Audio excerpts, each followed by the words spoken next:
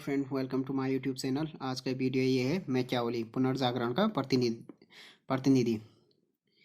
Machiavelli का युग पुनर्जागरण का था और इस कारण से पुनर्जागरण का प्रतिनिधि भी कहा जाता है। मैकियावेली अपने युग से जितना प्रभावित हुआ उतना बहुत कम लेखक अपने युग से प्रभावित होते हैं। उसे छोड़कर शायद ही कोई दूसरा राजनीतिक विज्ञान विचारक हुआ हो जिसे अपने संपूर्ण लेखन कार्य समकालीन परिस्थितियों के आधार पर किया हो। इसमें कोई संदेह नहीं कि यदि वह भिन्न परिस्थितियों में रहता तो उसके विचार भी भिन्न होते। यह भी सच है कि यदि मैकियावेली इटली में 15वीं शताब्दी में पैदा न होता तो उसे राज दर्शन के इतिहास में वह स्थान प्राप्त न होता जो आज प्राप्त है। तो उसे मैकियावेली को पुनर्जागरण का प्रतिनिधि कहा जाता है, क्योंकि उसका युग पुनर्जागरण का था। मैकियावेली पर जितना अपने युग का प्रभाव पड़ा उतना शायद में किसी और पर न पड़ा है। अगर मैकियावेली 15वीं शताब्दी में पैदा न होता तो राजदर्शन के इतिहास में उसे वह स्थान न प्राप्त होता जो आज प्राप्त है। प्लेटो, अरस्तु आदि भी अपने युग के शिशु थे। उनका ध्यान भी अपने युग की समस्याओं की ओर आकृष्ट हुआ था। वे भी किसी न किसी रूप में अपने समय की परिस्थितियों में हुए थे। लेकिन मैकियावेली इन सब बातों में उनसे कहीं अधिक बड़ा हुआ था। वह न केवल अपनी समकालीन परिस्थितियों से विशेषतः प्रभावित हुआ बल्कि उसने परिस्थितियों के दोषों को स्पष्ट किया और उसे समाधान के सुझाव भी दिए। उसके प्रत्येक विचार अथवा सिद्धांत में हमें इटली की तत्कालीन परिस्थितियों की झलक मिलती है। तो जो मैकियावेली है उसके जो तत्कालीन परिस्थितियों की उसके जो विचार है और सिद्धांत में तत्कालीन परिस्थितियों की झलक मिलती है और उसमें उसने तत्कालीन परिस्थितियों में जो दोष है उसको स्पष्ट किया और उसके समाधान भी सुझाए थे। मैकियावेली की जो सभी प्रमुख रचनाएं हैं, द प्रिंस हो गया, डिस्कोर्सेस ऑन द लिवी आदि समकालीन परिस्थितियों के विश्लेषण से परिपूर्ण है। इसी कारण प्रोफेसर डनिंग का यह कथन अक्सर तो लागू होता है कि यदि प्रतिभा संपन्न फ्लोरेंसवादी वास्तविक अर्थों में अपने युग का शिशु था। वे तत्व जिन्होंने मैकियावेली पर सबसे गहरा प्रभाव डाला उसके राजनीतिक दर्शन का मार्गदर्शन किया और जिनके प्रभाव से वह अपने युग का शिशु कहलाए वे निम्नलिखित हैं।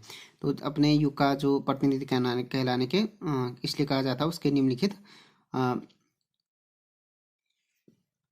निम्नलिखित कारण है। फर्स्ट हो गया पुनर्जागरण आंदोलन। मैकियावेली का जन्म ज्ञान और बुद्धि के पुनरोदय के काल में हुआ था और उसकी रचनाओं में पुनर्जागरण की आत्मा स्पष्ट रूप से झलकती है। मैकियावेली का नगर फ्लोरेंस पुनर्जागरण आंदोलन का प्रमुख केंद्र था। इस आंदोलन के द्वारा दी गई प्रेरणा के फलस्वरूप साहित्य, कला, दर्शन, राजनीति एवं विज्ञान के क्षेत्र में मध्ययुग के आदर्शों का अंत हो रहा था एवं यूनान तथा रोम के प्राचीन आदर्शों में लोगों की आस्था बढ़ रही थी। राजनीति के क्षेत्र में सामंतवाद का अंत होकर राष्ट्रीय राज्य की स्थापना हो रही थी। राजनीतिक क्षेत्र में धर्म और नैतिकता, चर्च और बाइबिल के प्रभाव को समाप्त किया जा रहा था। पोप की मध्यकालीन निरंकुश धार्मिक सत्ता तथा नैतिकता से लोगों का विश्वास उठ रहा था और उसका स्थान बुद्धि, विवेक, तार्किकता ने ग्रहण कर लिया था। जनता का दृष्टिकोण धार्मिक दृष्टि से उदार और वैज्ञानिक होता जा रहा था, पर लोक चिंतन के स्थान पर यह लोक चिंतन प्रमुख होता जा रहा था। इस काल में व्यापार और छापेखानों की कला तथा यातायात के साधनों के विकास ने नए जीवन, नई चेतना, नए दृष्टिकोण, स्वतंत्रता की नई भावना और नए जीवन के मूल्यों को जन्म दिया। तो पुनर्जागरण जो आंदोलन था उस समय पर मैकियावेली का जन्म पुनर्जागरण के टाइम पर हुआ। उस समय ज्ञान और बुद्धि का पुनरोदय के काल में हुआ। उसके जो रचना उसमें पुनर्जागरण के स्पष्ट छाप मिलती है। पुनर्जागरण यह है कि पुनर्जागरण का जो प्रमुख केंद्र था वो फ्लोरेंस नगर था, मैकियावेली का नगर। इस आंदोलन जब पुनर्जागरण हुआ तो उसके फलस्वरूप क्या हुआ कि साहित्य हो गया, कला हो गया, दर्शन हो गया, राजनीति हो गई, विज्ञान के क्षेत्र में क्या हो गया, जो मध्ययुग के आदर्श थे उनका अंत हो रहा था। यूनान तथा रोम के जो प्राचीन आदर्श थे उनमें लोगों की आस्था बढ़ रही थी। राजनीतिक क्षेत्र में क्या हुआ, जो सामंतवाद था उसका अंत होकर राष्ट्रीय राज्य की स्थापना हो रही थी।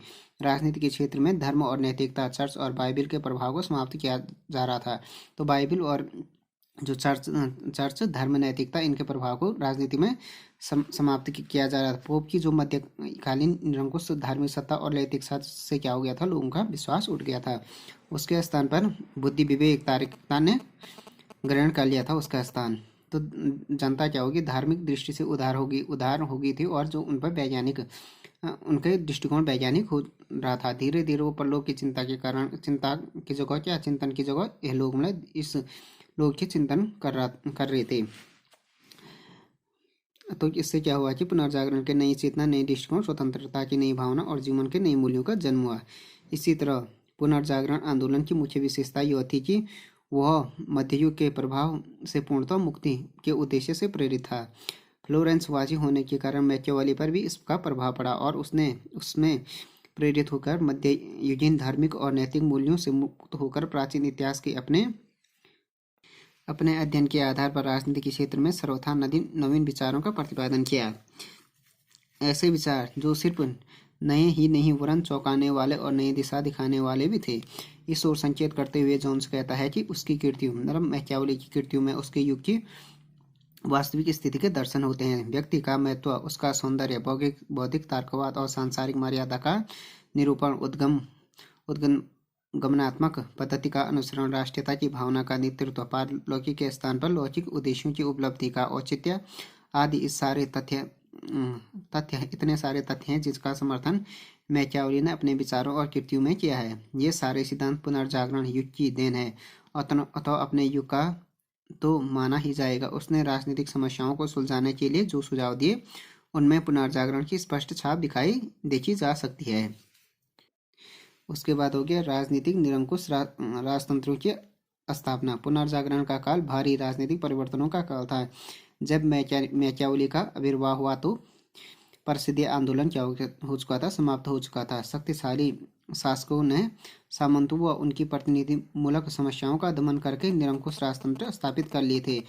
पश्चिमी यूरोप के सभी राज्य थे राज्यों में सामंतों के हाथ से शक्तियां छीनकर राजाओं के हाथों में केंद्रित हो गई थी। यह युग राज्य और चर्च दोनों में वीर पुरुषों की निरंकुश सत्ता का युग था।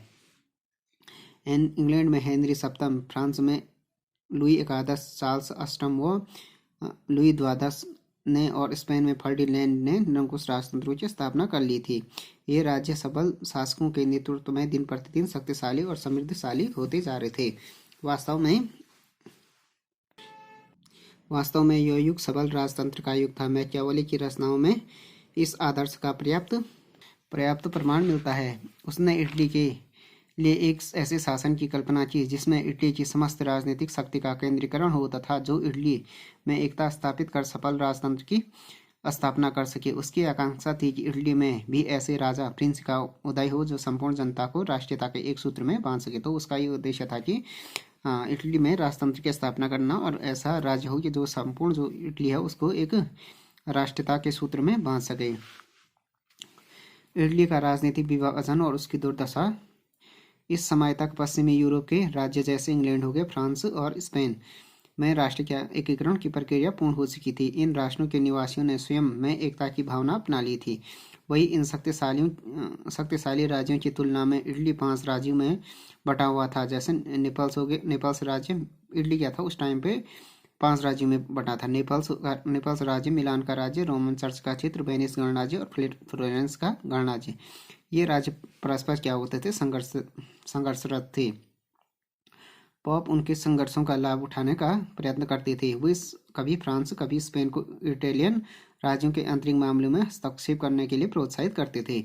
इस प्रकार इटली में फूट, गृहयुद्ध और विदेशी व्यक्तियों का शासन चल रहा था। इटली के इस राजनीतिक विभाजन और राज्यों के पारस्परिक संघर्ष ने देश को बड़ा दुर्बल बना दिया था। वह आसानी से शक्तिशाली पड़ोसियों की महत्वाकांक्षाओं का शिकार बनने लगा। जो इटली था वो जो शक्तिशाली जो बड़े राज्य थे उस टाइम के